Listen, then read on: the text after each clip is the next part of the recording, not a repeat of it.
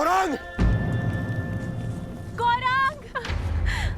गौरांग! गौरांग!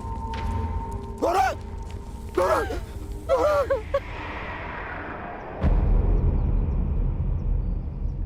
मेरे गौरांग की तुमने हत्या कर दी! हत्या कर दी तुमने मेरे गौरांग की धनुर्धर! तुमने एक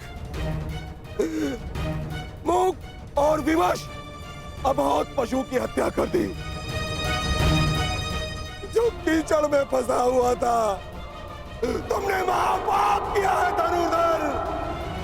रामदेव, मैंने इसे नहीं मारा। मैं तो केवल राक्षस का वध कर रहा था। वो राक्षस वो अभी यही था। वाह धनुर्धर वाह! कौन सा राक्षस है यहाँ तो कोई राक्षस नहीं है। अपने आप को निर्दोष सिद्ध करने के लिए असत का सहारा मत लो धनुर्धर। तुमने मेरे गौरांग की हत्या नहीं की, तुमने उसकी माता श्यामा की भी हत्या की है। तुमने सिर्फ उसकी माँ की ही नहीं, मेरे परिवार के सदस्य की भी हत्या की है धनुर्धर।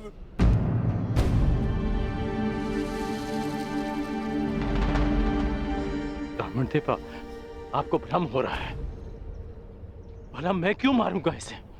गौ हत्या का महापाप किया है तुमने। तुम्हारे पास उसके बच पाने का कोई अवसर नहीं है।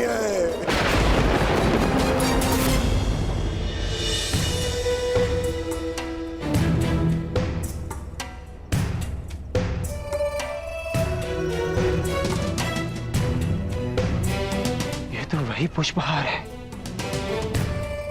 जो मैंने शिवलिंग को अर्पित किया था।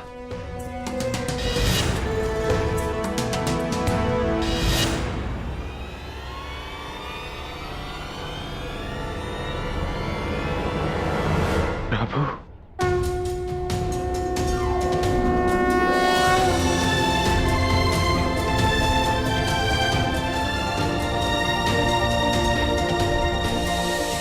मुझे क्षमा कर दीजिए प्रभु। मैं आपको पहचान नहीं पाया। प्रभु, मुझे क्षमा कर दीजिए।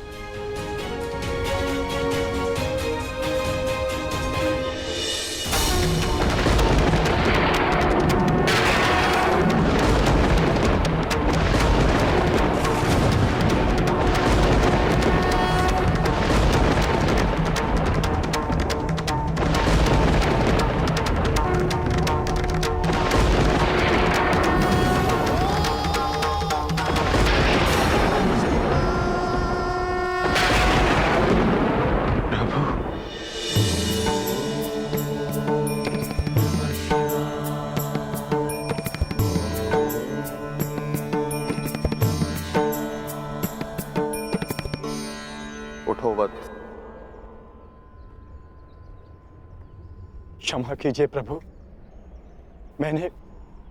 मैंने आपकी आराधना भंग कर दी। क्योंकि यही उचित था। मनुष्य की सबसे बड़ी आराधना उसका कर्तव्य का पालन होता है अर्जुन, जो तुमने भली भांति किसी और के प्राणों की रक्षा के लिए तुमने अपनी तपस्या भंग, अर्थात तुम अपने कर्तव्यों को भली भांति जानते। मैं केवल यह देखना चाहता था कि तुम पशुपतास्त्र के योग्य हो या नहीं, इसलिए मुझे तुम्हारी परीक्षा लेनी पड़ी।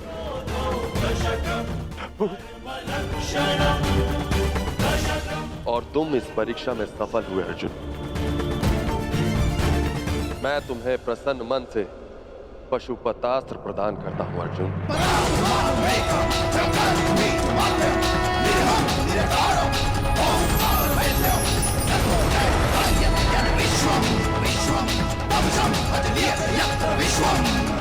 कल्याण हो।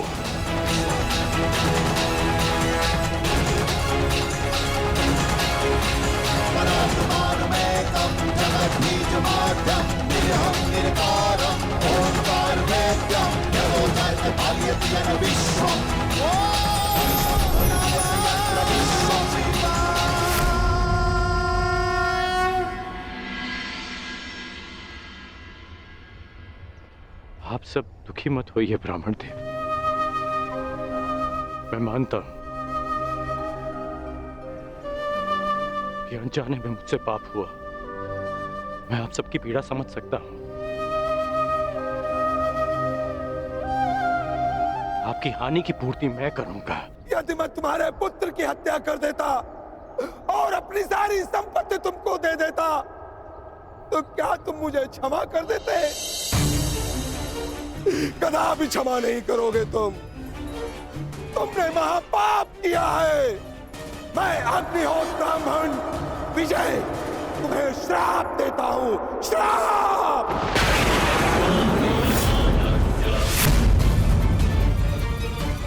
किस प्रकार तुमने कीचड़ में फंसे हुए मेरे असहाय बछड़े को मारा है, उसी प्रकार तुम भी एक दिन पृथ्वी पे असहाय गिरे रहोगे और तुम्हारी कोई सहायता नहीं करेगा। और मेरे बछड़े की भांति तुम्हारी मृत्यु उसी प्रकार होगी। तुम्हें कोई दया नहीं मिलेगी। धनुधर, ये दुखी ब्राह्मण का श्राप है।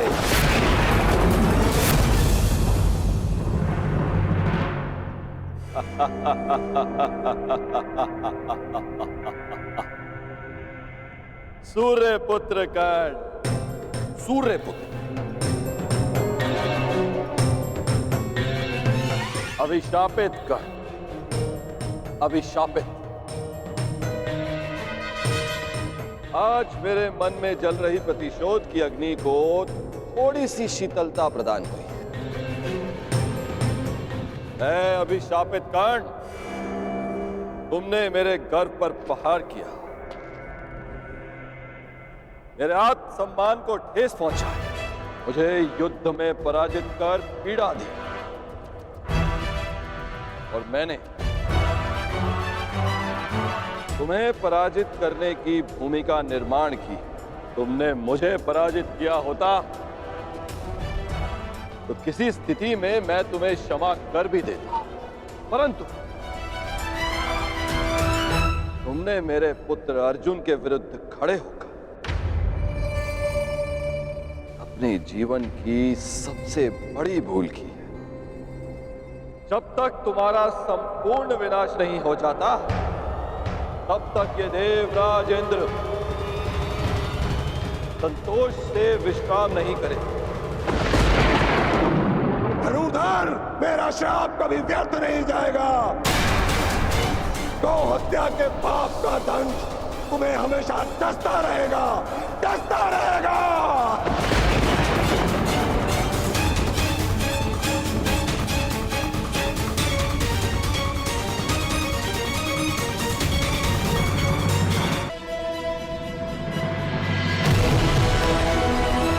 ये इंद्रलोक है अर्जुन। यहां दुख की परछाई भी नहीं। यहां केवल सुख, आनंद है, शांति।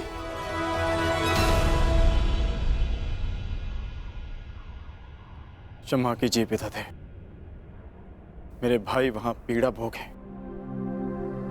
और मैं यहां आनंद करूं, ऐसा कैसे हो सकता है? हमें अपनी प्रतिज्ञा पूर्ण करनी है, महायुद्ध करना है। स्त्री के अपमान का प्रतिकार करना है मुझे। अर्जुन, उस प्रतिकार को पूर्ण करने के लिए तुम्हें कुछ दिव्यास्त्र की आवश्यकता पड़ेगी अर्जुन। उनकी दीक्षा देने के लिए ही मैं तुम्हें यहां लाया हूं। आओ अर्जुन, आरंभ कर।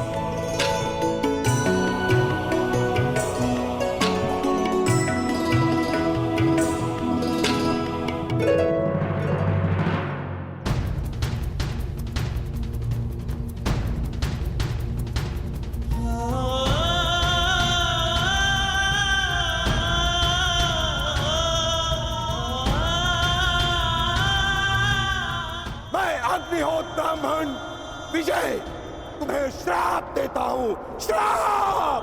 जिस प्रकार तुमने कीचड़ में फंसे हुए मेरे असहाय बछड़े को मारा है, उसी प्रकार तुम भी एक दिन पृथ्वी पे असहाय गिरे रहोगे और तुम्हारी कोई सहायता नहीं करेगा।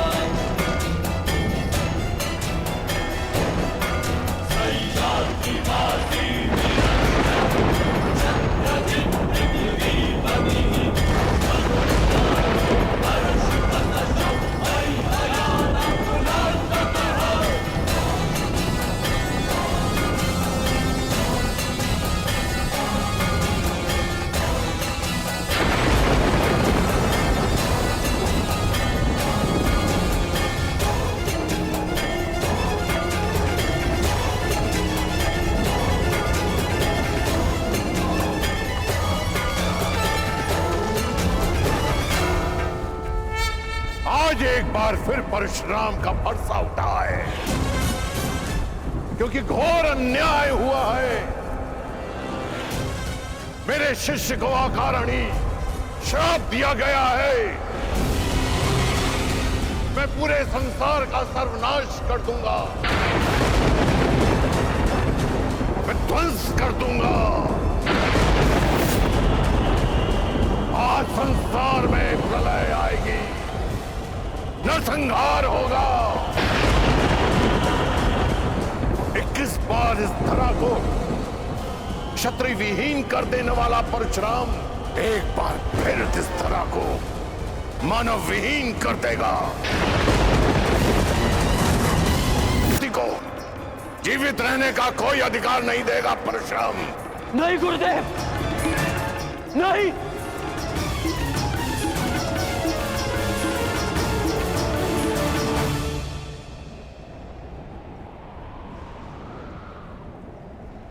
ऐसा अनर्थ मत करिए गुरुदेव, शांत हो जाइए।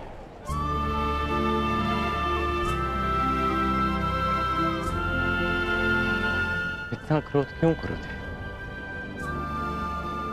मुझे तो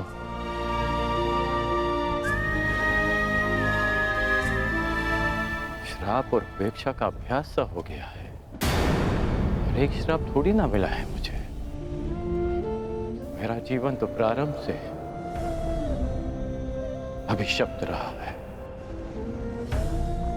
और आपने भी तो मुझे श्राप दिया है गुरुदेव। मैं जमदग्नि पुत्र परशुराम तुम्हें श्राप देता हूँ। मेरे द्वारा दिए गए दिव्यास्त्रों का आवाहन नहीं कर पाओगे। ये मेरा श्राप है। उसी अपराध की अग्नि में तो परशुराम अभी तक जल रहा है पुत्र। ऐसा कहकर मुझे पाप का भागी ना बनाए। मां की मार और गुरु की फटकार, जीवन में इससे बड़ा प्रसाद नहीं हो सकता। और वैसे भी गुरुदेव, कोई भी श्राप और कोई भी पीड़ा मेरे भाई शोम की मृत्यु से अधिक नहीं हो सकती। मुझे परिवर्तन चाहिए, न्याय चाहिए, समानता चाहिए गुरुदेव। और इस न्याय, परिवर्तन और समानता को पाने के लिए मैं एक श्राप तो क्या, सहस्त्र श्राप सह सकता।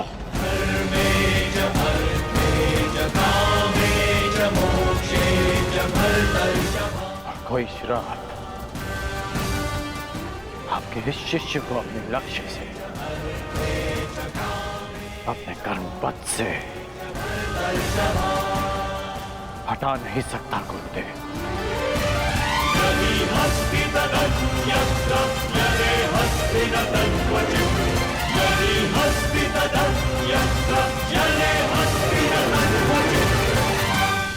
लोह को भी अधिक ताप में रखा जाए तो वो भी पिघल जाता है। पाषाण पर चोट करो तो उसमें से भी चिंगारियां निकलती हैं, परंतु कर्ण, तुम तो स्वर्ण हो, स्वर्ण। तुम्हें जितना तपाया जाता है तुम मुझसे कहीं अधिक चमकदार बनकर निकल आते हो।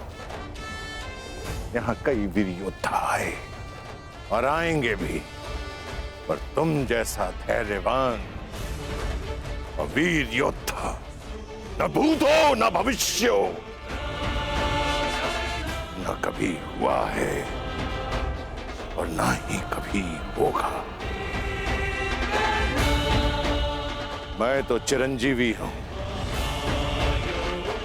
कभी मृत्यु को प्राप्त नहीं होगा, परंतु वत्स, मृत्यु भी तुम जैसे धैर्यवान और वीर योद्धा को प्रणाम करेगी और कामना करेगी कि कदाचित उसे तुम्हारे हाथों पराजय देखनी पड़े। अपने कर्म पथ पर आगे बढ़ो कर्ण। तुम भले ही अभिशापित हो और संसार के वीर योद्धाओं से कहीं अधिक श्रेष्ठ सिद्ध होगे। तुम मृत्युंजय कर्ण बनोगे,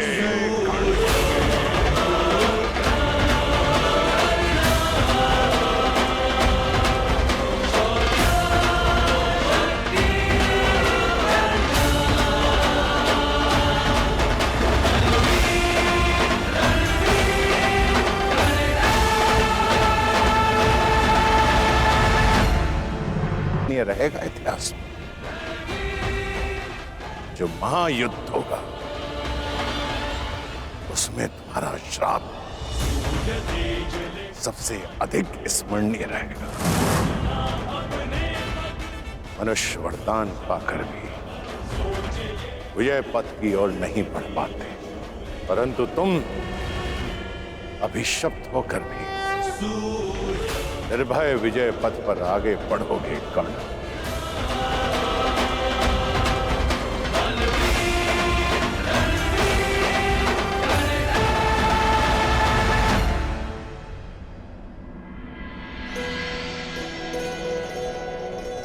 आंखों में इतना स्नेह लिए किससे देखी जा रही हो उर्वशी?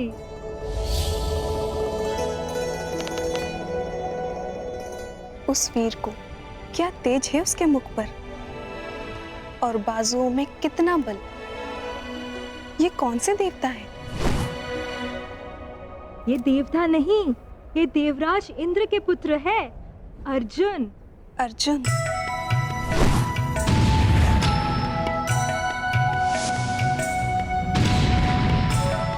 प्रतीत होता है तो तुम्हारा मन आ गया है इस देवता पुत्र पर मैं तो तुम्हें पहले ही सावधान कर चुकी हूँ। ये देवराज इंद्र के पुत्र है। तो मैं भी देवताओं को वश में करने वाली अप्सरा उर्वशी हूँ और इस देव पुत्र को भी मैं अपने वश में कर ही लूंगी। महाबली कांड की, महाबली कांड की, अंगराज कांड की, अंगराज कांड की, अंगराज कांड की।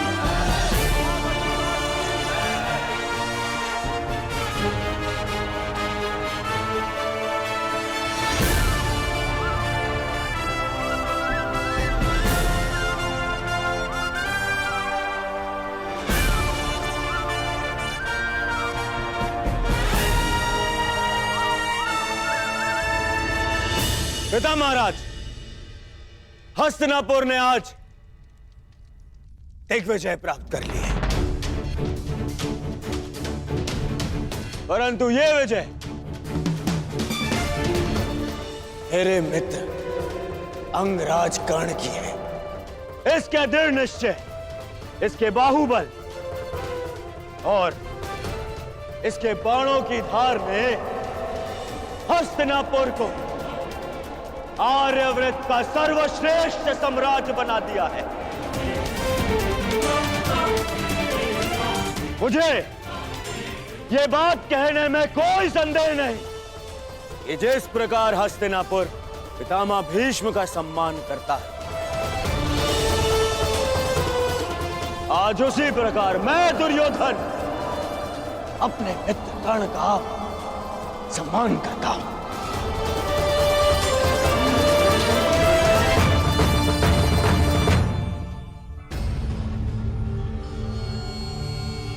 मैं तो ये तक कहूंगा कि मेरा मित्र कर्ण है तो मैं सनात हूं, और वो नहीं तो मैं अनाथ हूं। महाराज की जय हो। राजकुमार अर्जुन को पशुपतास्त्र प्राप्त हो चुका है और देवराजेंद्र उन्हें अपने साथ स्वर्ग ले गए हैं।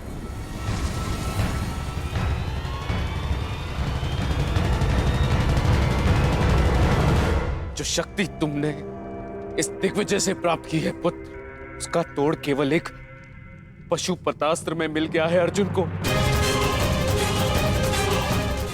अब यदि युद्ध हुआ तो बहुत भयंकर होगा। पांडव अपना प्रतिशोध लेंगे पुत्र, पांडव अपना प्रतिशोध लेंगे। तो हम क्या युद्ध से भयभीत हैं पिताश्री? नहीं, मैं युद्ध से भयभीत नहीं हूं पुत्र। मैं उन प्रतिज्ञा से भयभीत हूं जो उन पांडवों ने ली है। मैं देख नहीं सकता पुत्र, परंतु 12 वर्षों से हर रात्रि मेरे स्वप्न में मुझे द्रौपदी का वो श्राप सुनाई देता है। ऐसा प्रतीत होता है कि जैसे वो अग्निसूता अपने दोनों हाथों में अग्नि लिए हस्तिनापुर की ओर बढ़ रही है पुत्र।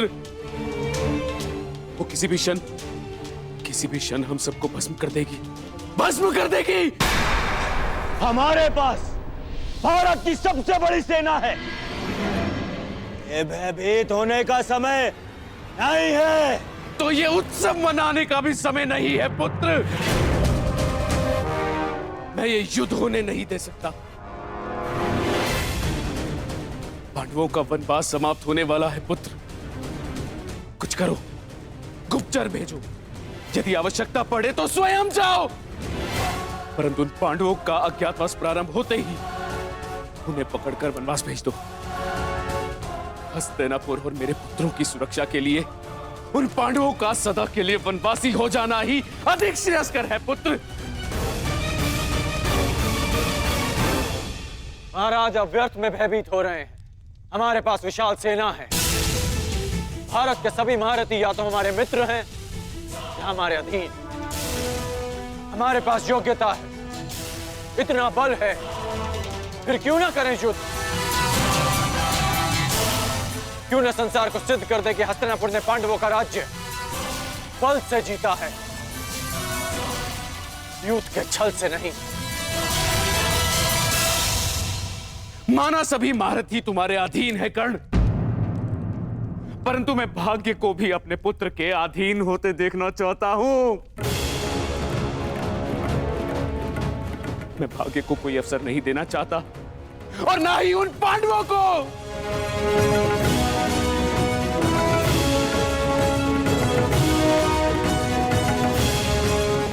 हाँ महीन, आप ही बताइए, क्या एक वीर योद्धा का लक्ष्य युद्ध और विजय नहीं?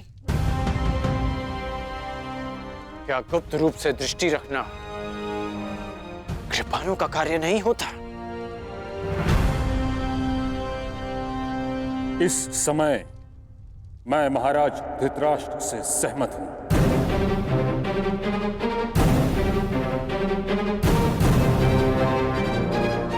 हमें शीघ्र ही पांडवों का पता लगाकर उन्हें पुनः वनवास पर भेज देना चाहिए।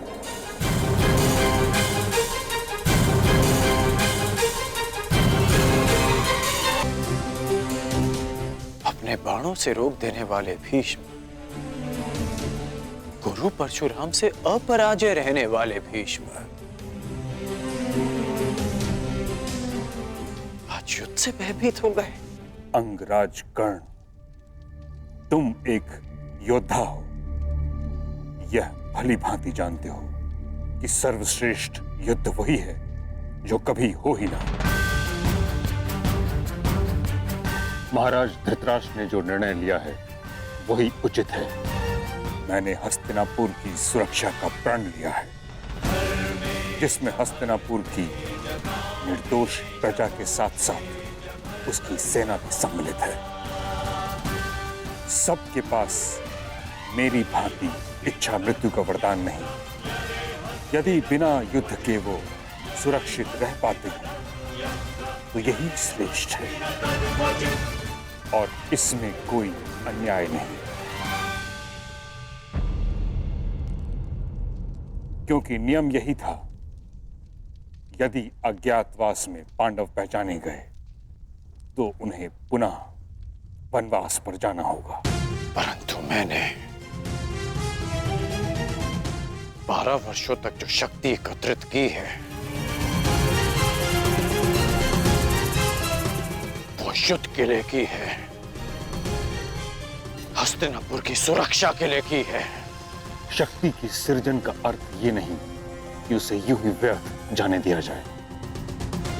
तुम्हारे एक अधूरे द्वंद्व को पूर्ण करने के लिए हस्तिनापुर के अस्तित्व की बलि नहीं दी जा सकती।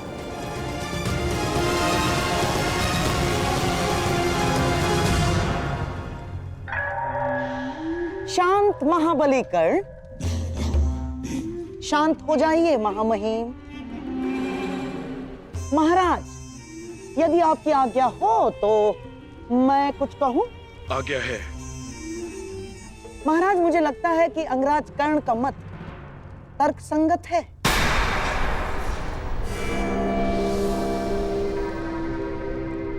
हमें युद्ध के लिए प्रस्तुत हो ही जाना चाहिए महाराज, क्योंकि यही योद्धाओं के लिए उचित होगा। मामा श्री, अब हाँ मेरे प्यारे सम्राट, कर्ण बिल्कुल उचित कह रहा है। और क्या हस्तिनापुर की शक्ति पर तुम्हें तनिक भी विश्वास नहीं? अपनी गदा पर, दुशासन के बाहुबल पर, अंगराज के तेज पर, गुरु द्रोणाचार्य के धनुर्ज्ञान पर और महामहिम के प्रहार पर तुम्हें तनिक भी विश्वास नहीं है दुर्योधन? इन सब वीरों के रहते यदि हमने कायरों की भांति पांडवों को वन में भेज दिया तो क्या लाभ?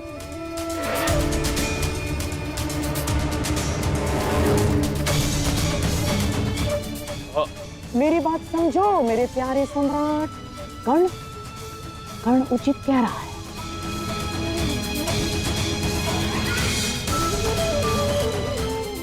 इतिहास हमें युद्ध में छल करने वाला कृपण समझे, उससे अधिक श्रेयस्कर।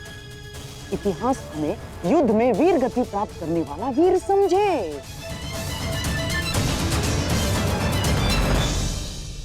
महाराज, क्या आप अपना नाम इतिहास में एक भयभीत पुत्रमोही सम्राट के रूप में लिखवाना चाहेंगे?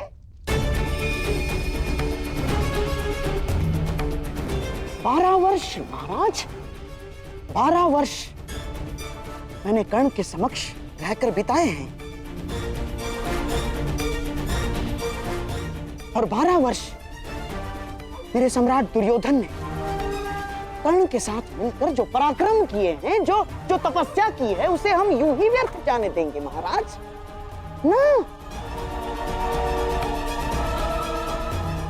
उस तपस्या को, उस पराक्रम को यूं ही व्यर्थ नहीं जाने दे सकते महाराज। हम राजनीति में कूटनीति का बहुत बड़ा स्थान होता है महाराज, माना, परंतु कभी कभी युद्ध ही एकमात्र त्राण रह जाता है। कहीं इतिहास ये कहकर हस्तिनापुर का अपयाश ना करे महाराज कि उसने अपना अंतिम युद्ध द्यूत की बिसात पर खेल डाला ना।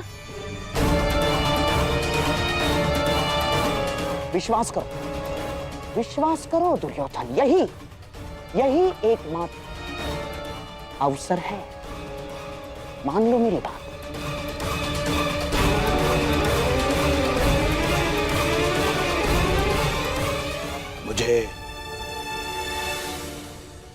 मुझे स्वीकार है।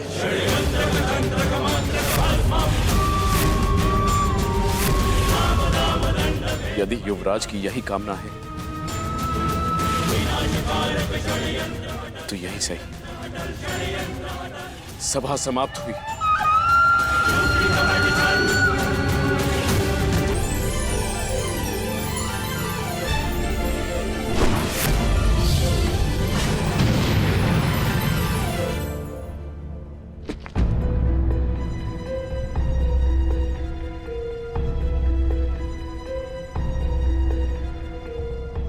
तुनीर कहाँ गए?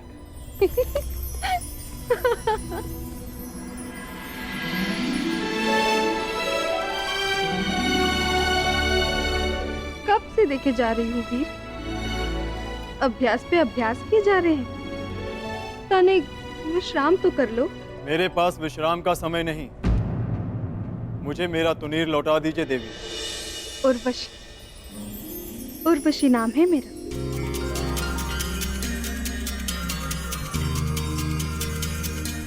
देवलोक की प्रधान अप्सरा हूँ मैं। हम स्वर्ग भ्रमण पर जा रहे हैं, आप भी चलिए।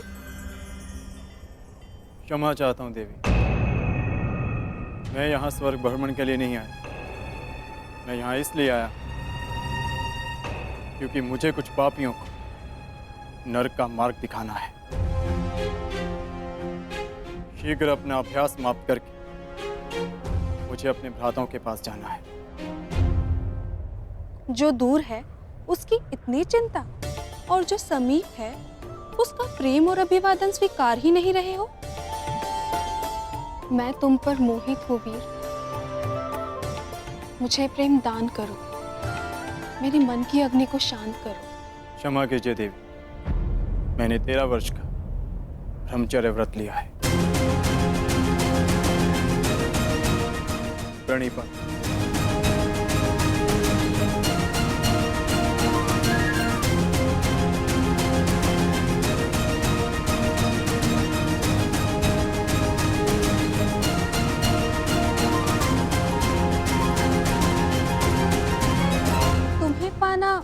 तनिक कठिन है वीर, और यदि लक्ष्य जितना कठिन हो उसे पाने का आनंद दुगना हो जाता है।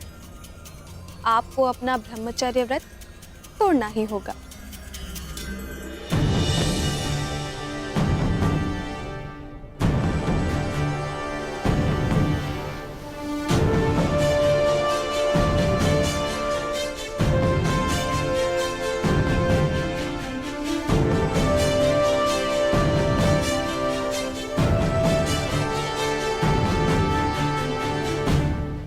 सागर की लहरों का स्वर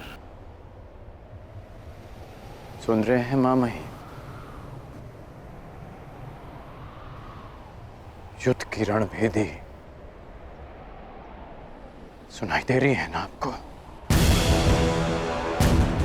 आप कितना भी प्रयास कर लीजिए इस युद्ध को रोकने का, परंतु हस्तिनापुर के द्वार पर 12 वर्ष पूर्व ही युद्ध का शंखनाद हो चुका है। हाँ, जानता हूं। इसी कारण इस युद्ध को रोकने का प्रयास कर रहा हूं। राज्यसभा में मैंने इस युद्ध का विरोध इसलिए किया क्योंकि बात सिर्फ हस्तिनापुर की सुरक्षा की नहीं। यदि युद्ध हुआ तो आपको युवराज दुर्योधन का साथ देना पड़ेगा, और आप नहीं चाहते कि आपको पांडवों के विरुद्ध अस्त्र उठाने पड़े, और आप ये भी नहीं चाहते कि भाई भाई के विरुद्ध शस्त्र उठाए। हाँ, मैं नहीं चाहता कि भाई भाई पर शस्त्र उठाए, क्योंकि इस युद्ध से विनाश के अतिरिक्त कुछ नहीं मिलने वाला। मिलेगा, अवश्य मिलेगा मामाही। परिवर्तन, न्याय, अधिकार मिलेगा जो इसके योग्य होगा।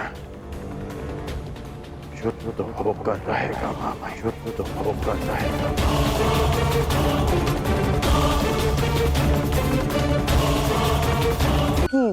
नौबत ही ना आए तो फिर जब पिताश्री आदेश दे रहे थे, आपने उसका विरोध क्यों किया?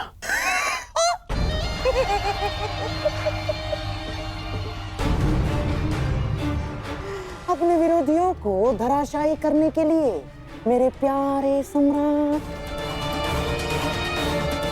हमारे पक्ष में विरोधी? हाँ, हमारे पक्ष में विरोधी। जैसे लाक्षागृह की योजना उस विदुर ने बिगाड़ दी, और जैसे द्यूत क्रीड़ा का छल तोड़ने पर उतारू था तुम्हारा मित्र कर्ण। हाँ, हमारे पक्ष में कई सारे ऐसे हैं जिन्हें न्याय और धर्म का मद है, और यदि सभा में मैं महाराज का विरोध नहीं करता तो ये महामहिम भीष्म, महात्मा विदुर, अंगराज कर्ण और गुरु द्रोणाचार्य, ये सारे हमारी मंशा में बाधा बन जाते। और इसीलिए आपने उन्हें मौन कर दिया। हाँ।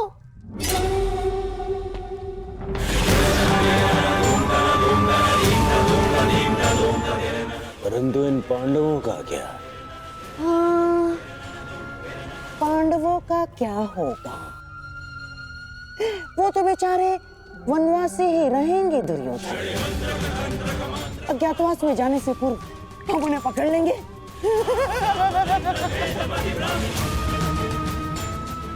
जिस युद्ध के लिए अर्जुन दिव्यास्त्र ला रहा है वो कभी होगा ही नहीं।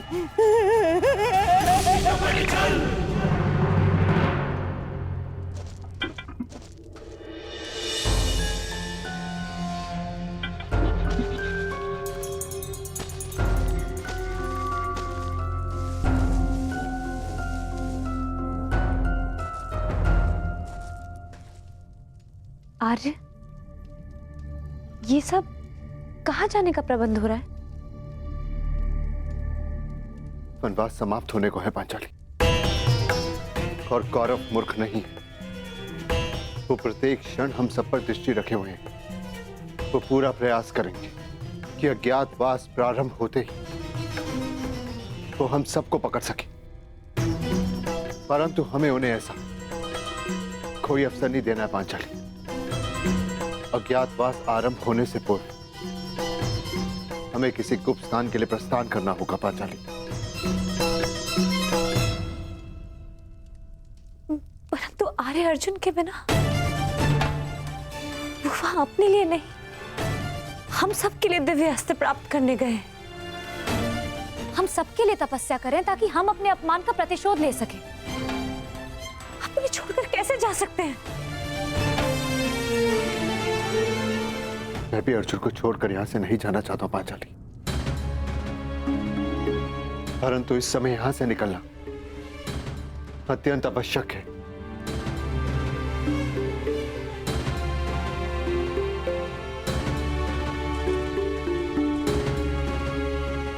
यदि ऐसा है तो आप जा सकते हैं।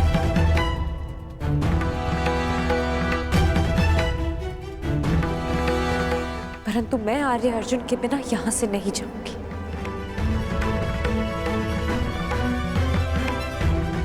भले ही मुझे 12 वर्ष का वनवास पुनः क्यों न काटना पड़े।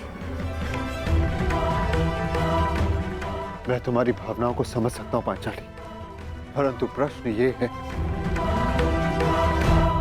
कि इस समय अर्जुन है कहां?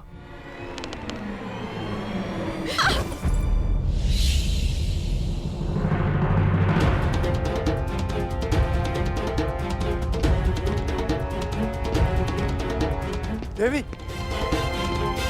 देवी, देवी उर्वशी, आंखें खोलिए, आंखें खोलिए देवी।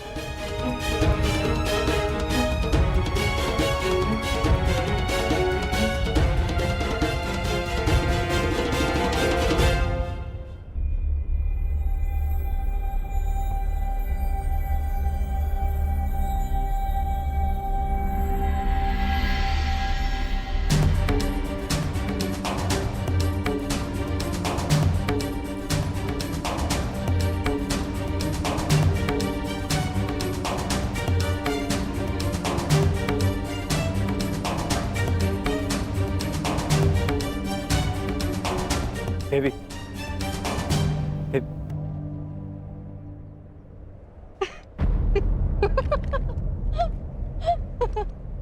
आप हंस क्यों रहे हैं? एक ब्रह्मचारी का ब्रह्मचर्य टूटते देखा तो अपना हाथ से रोक ही नहीं पाए। बस एक स्त्री को छूकर तुम्हारा ब्रह्मचर्य व्रत तो टूट गया वीर। अब तो मेरा हृदय मत तोड़ो, मुझे प्रेम दान दो। असंभव। रुको अर्जुन,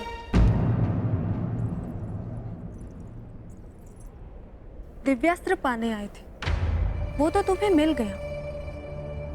अब यदि साथ में मेरा प्रेम भी मिल रहा है तो उसे छोड़ने की मूर्खता क्यों?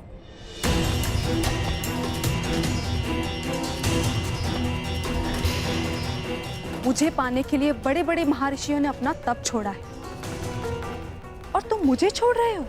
कदाचित मैं उन महर्षियों जैसे सौभाग्यशाली नहीं हूं देवी।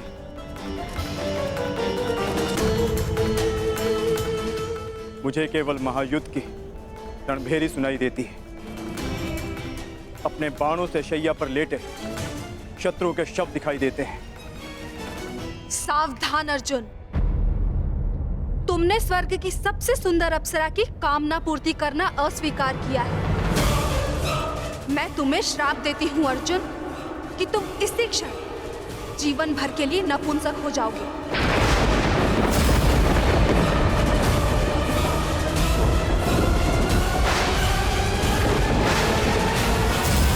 श्री बोलते बहुत हो दुर्योधन, शांत रहो और देखते जाओ। चलिए आओ।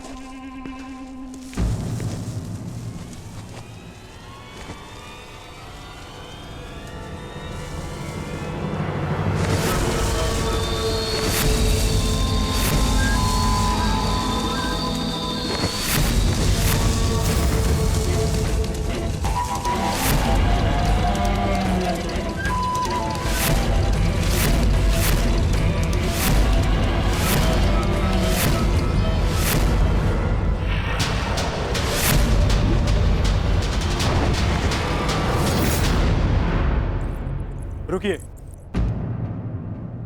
शाप देने से पूर्व आपने मेरे अस्वीकार करने का कारण नहीं जाना, परंतु मैं आपको बताना चाहूंगा। वर्षों पूर्व मेरे पूर्वज श्री पुरुरव से आप विवाह कर चुकी हैं। इस नाते आप मेरी माता समान हो।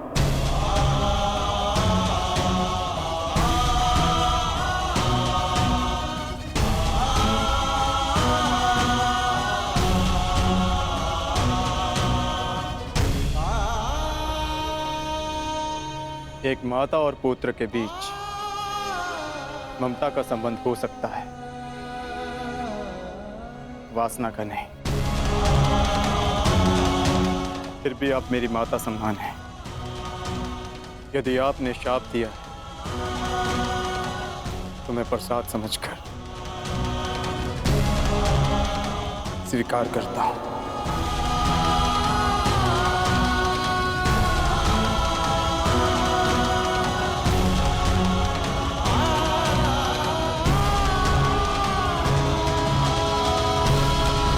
मुझसे अनजाने में एक ऐसा पाप हो गया देवराज, अब क्या किया जाए?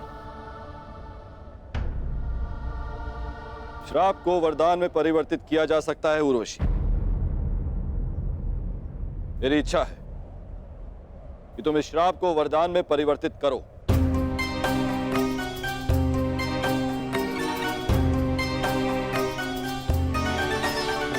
मनुष्य का जीवन काल एक वर्ष के समान होता है। जिस प्रकार से मनुष्य जन्म लेता है, युवा होता है और वृद्ध होकर अंत को प्राप्त हो जाता है, उसी प्रकार एक वर्ष मानो एक जीवन के समान होता है। इसीलिए मैं तुम्हारा श्राप केवल 1 वर्ष तक के लिए सीमित कर देती हूँ। ये मेरा आशीर्वाद है अर्जुन, कि जिस प्रकार से मनुष्य को जीवन के अंत में उसका लक्ष्य मिलता है, तुम्हें भी इस श्राप के अंत में तुम्हारा लक्ष्य मिल जाए। और जिस वर्ष भी तुम इस श्राप को भोगना चाहो, तुम्हारी इच्छा अनुसार तुम इस श्राप को भोग सकते हो।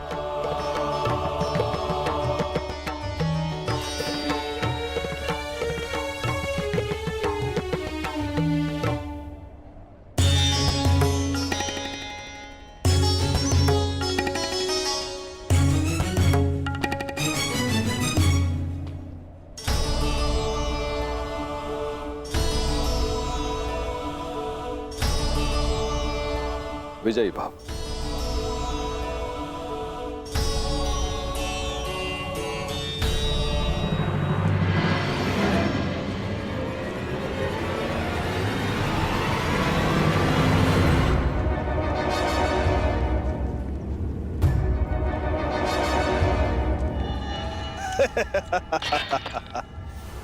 जयद्रथ अपने साले और मामा ससुर गांधार नरेश का स्वागत करता है।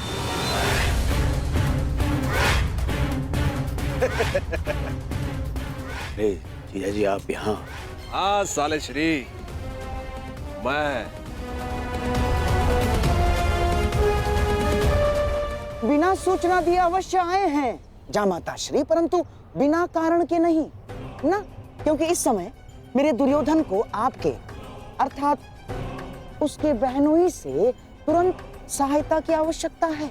ऐसी क्या सहायता की आवश्यकता पड़ गई मामा श्री? आवश्यकता है जामाता श्री, क्योंकि मेरे दुर्योधन के जीवन में सबसे बड़ा भय है पांडव, और उसका त्राण यही है कि वो सदा वन में रहे और कभी मेरे दुर्योधन को ललकारने ना आ सके। तो मैं इसमें क्या सहायता कर सकता हूँ? आप ही सहायता कर सकते हैं जामाता श्री, और कौन कर सकता है? पांडवों को अज्ञातवास में पकड़ना है। अब हमसे तो वो सावधान रहेंगे, परंतु ये सोच भी नहीं सकते कि उनको पकड़वाने का काम हम आपसे करवा रहे हैं। मेरे पास एक योजना है जिसमें मैं और तुम, हम दोनों पांडवों के समक्ष रहेंगे, उनके सामने रहेंगे, और वो लोग हमारी दृष्टि से बचने के प्रयास में आपकी ओर से असावधान रहेंगे, और ऐसे में आप पांडवों की दुर्बलता पर प्रहार करोगे, उस सूत्र पर जिसने उन्हें एक किया है।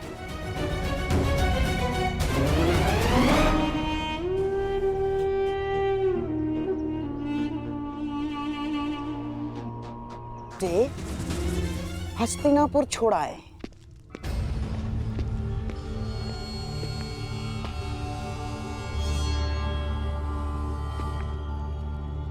यशवराज दुर्योधन कहाँ गए?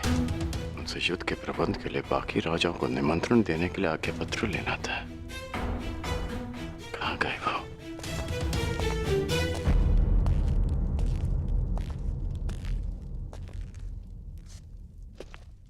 सेवक, युवराज दुर्योधन कहाँ है? युवराज अभी सो रहे हैं। अभी तक सो रहे हैं? अंगराज रुकिए, अंगराज! आपको भीतर जाने की आज्ञा नहीं है। और मुझे रोकने का सामर्थ्य तुम सब में नहीं है। अंगराज मेरी बात सुनिए, अंगराज, अंगराज मेरी बात सुनिए, अंगराज।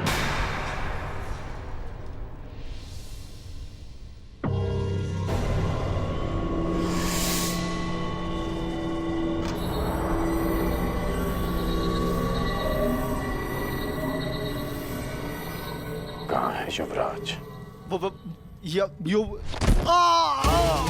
मैंने पूछा।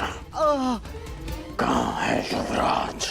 वो सूर्योदय से पहले गांधार नरेश के साथ निकल गए। आदेश था किसी को कुछ न बताया जाए। मुझे क्षमा कर दीजिए अंगराज।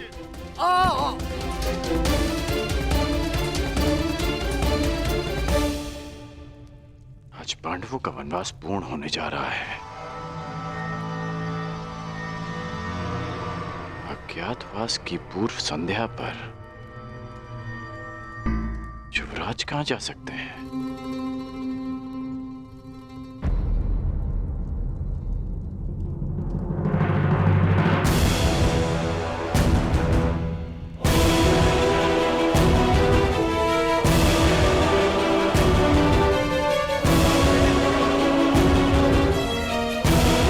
गांधार नरेश,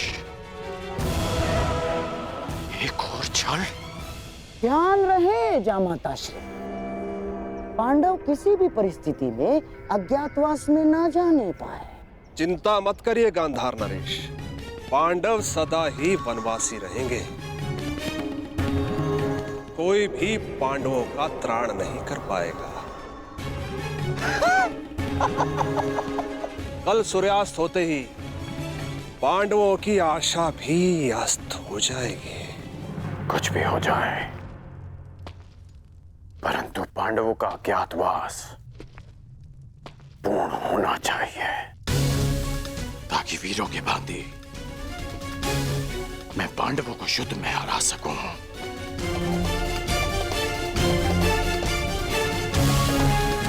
ताकि द्यूत सभा का कलंक मेरे और युवराज के माथे से सदा के लिए हट जाए।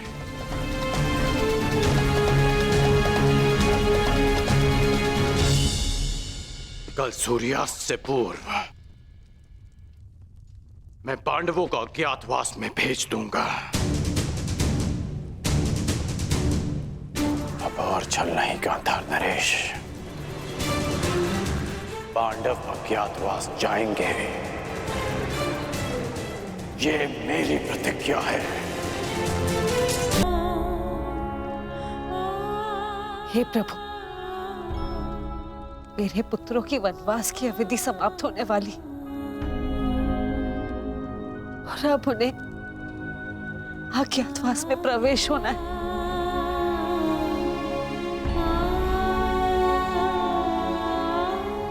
दुर्योधन अवश्य कोई बाधा उत्पन्न करने का प्रयत्न करेगा। मेरे पुत्रों की रक्षा करना प्रभु।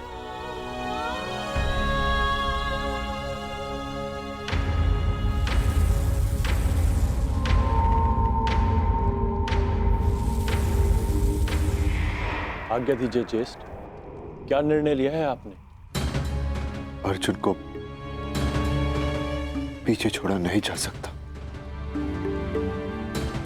परंतु परिस्थिति ये है कि हमें भी यहां से स्वयं शीघ्र ही निकलना होगा।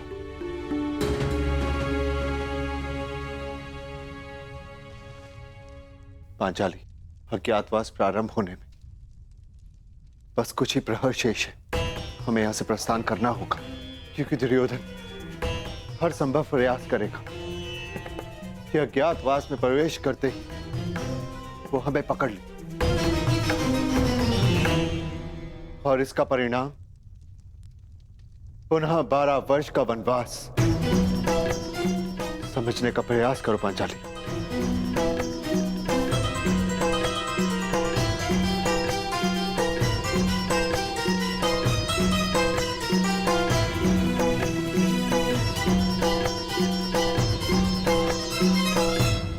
इस दुविधा से निकलने की मेरे पास एक योजना है ज्येष्ठ।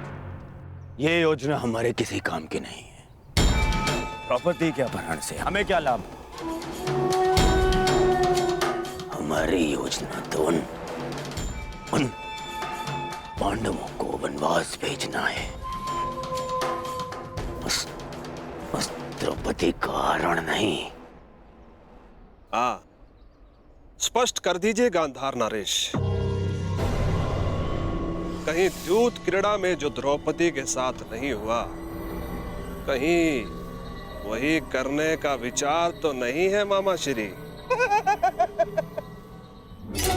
नहीं जामाता श्री, आपको केवल उस द्रौपदी का अपहरण करके यहाँ इस वन में इस स्थान तक लाना होगा। बस उसके पश्चात वो पांडव उसकी सुरक्षा करने के लिए यहाँ आएंगे। फिर हम उनसे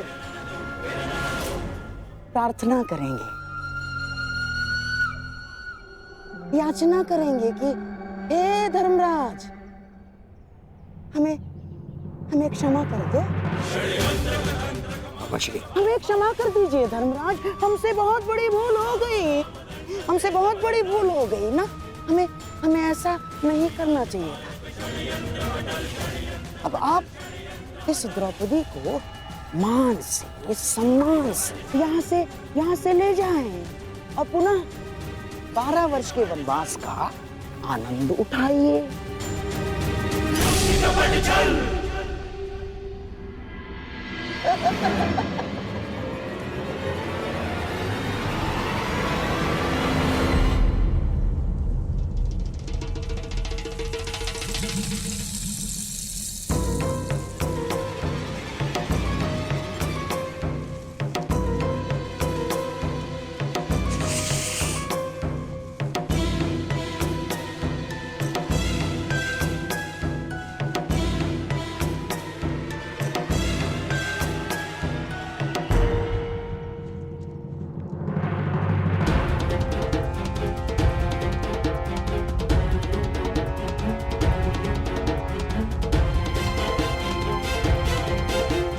पांडवों को जाना तो था ही, परंतु ये भीम विपरीत दिशा में क्यों जा रहा है? ये तो और भी अच्छा है गांधार नरेश। हमारा लक्ष्य द्रौपदी है और भीम की अनुपस्थिति में द्रौपदी का हरण और भी सरल हो जाएगा। आप नियत स्थान पर पहुंचे। यहां से जयद्रथ का कार्य प्रारंभ होता है और पांडवों की मुक्ति की आशा का अंत। आज सूर्यास्त के पश्चात ही पांडव वनवास जाएंगे।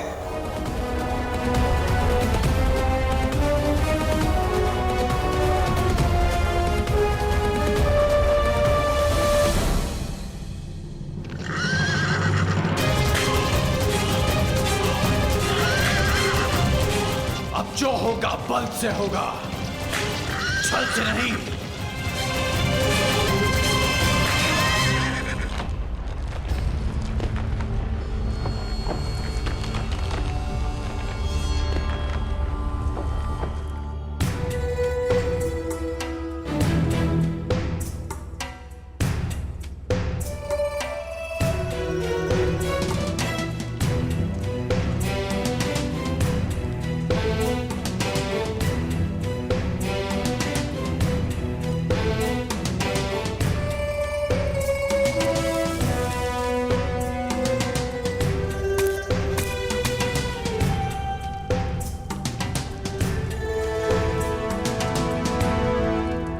ये गुफा वनवास के समय भीम ने खोजी थी। ये गुफा गुप्त है, यहां पर कौरव कभी नहीं पहुंच पाएंगे। जब तक भीम और अर्जुन नहीं आ जाते, हम सबको इसी गुफा में यहीं पर रहना है। अर्जुन!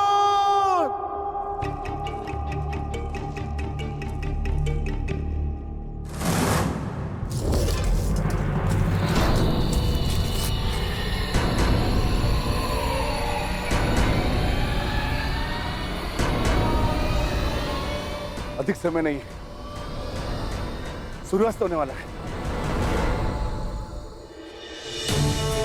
नकुल, सहदेव, तुम दोनों पांचाली की सुरक्षा करना, जब तक मैं भोजन का कुछ प्रबंध करके आता।